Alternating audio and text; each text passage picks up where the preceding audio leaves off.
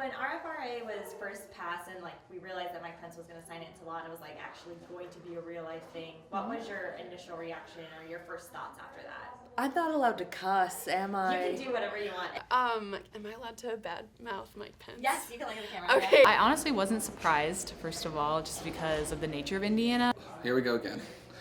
Pence is just notorious for signing off stuff that doesn't support our like Hoosier values. Oh, I think my first thought was I would move out of state immediately. I just saw probably immediately about 15, 20 tweets just from my friends who are fellow Ball State students saying how upset they were. And so I said, well, I guess it must have passed. I think the morning I woke up when it was passed, I think I just had to like double check the date, like what year is it?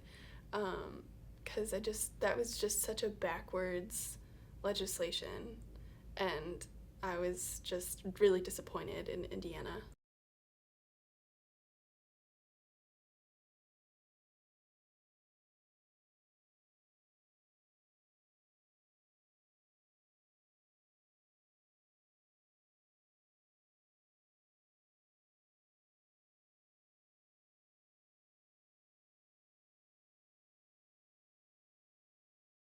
We went down and stood at the State House and protested.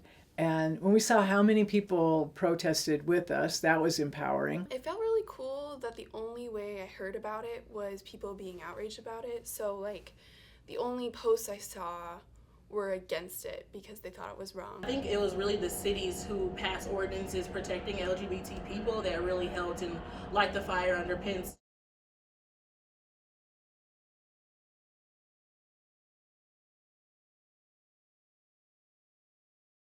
Muncie Outreach is Delaware County's only LGBTQ plus youth center. So we're the only one in this county providing those resources. I personally love when like, young queer people get on fire and like destroy the world, but to see like an organization behind that, I actually saw like a system against the political system that was trying to fix things. So that's when I actually saw a lot of hope. The main thing I need allies in the community to do in terms like the religious freedom bills is like write legislators, protest, march, make signs, even if you think it's small. I think that Muncie has a really interesting culture.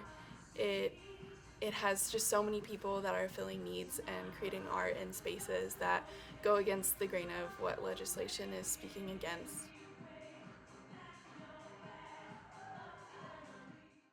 These grassroots movements really do have power and show that, you know, Hoosiers don't feel that that represents them as a whole. I think what convinced me to stay were the things that got me to move here to begin with. I got married in Iowa before the Supreme Court decision on marriage, but we had our wedding reception in Indianapolis, and the first baker that we asked baked our cake.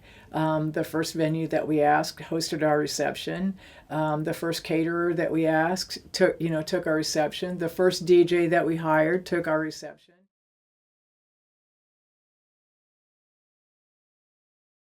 Welcome to Muncie. I really love it here, despite the fact that I don't like my governor. Sorry about Mike Pence. You had one job, and you fucked it up.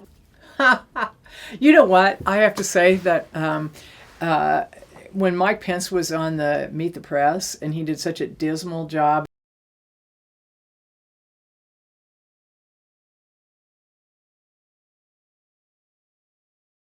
You may have heard like the loudest voices cry out, and there are a lot of those people here, but there's also a lot of amazing people who are supportive and open and accepting. I'm so happy to have everyone here for our NFA tournament this year. Thank you so much for being here. I'm so excited to learn from all of you guys. Welcome to Indiana. It's a little scary, but I promise this place is really safe. Don't be afraid. Muncie is a very open and honest community. And we have LGBT protections. We have lots of organizations and groups. You can come to me or anybody else at Ball State, and we will definitely help you and make sure you feel loved and welcomed like you should. The fact that NFA is here is an honor, and I'm so excited for you guys to come. You being here, shaking up the system, and you being here, being yourself is like an act of like rebellion against Mike Pence, and thank you for being part of the rebellion. I was an individual eventer, and my events were after dinner speaking, rec crit, and impromptu speaking. And we used to have a joke on our bus, our speech bus, where we used to say, are you a thespian? like as if that was a dirty word. I would encourage you to keep practicing speaking out. The queer community needs you to speak out, but also just speak out for yourself. I think that how you represent yourself, it has a lot to do with how people take you when they meet you. And I would say that if you're coming to the Ball State campus, you're coming to Muncie, Indiana, you're going to be welcomed with open arms by everyone you meet. It just shows that, as a country, we have work to do.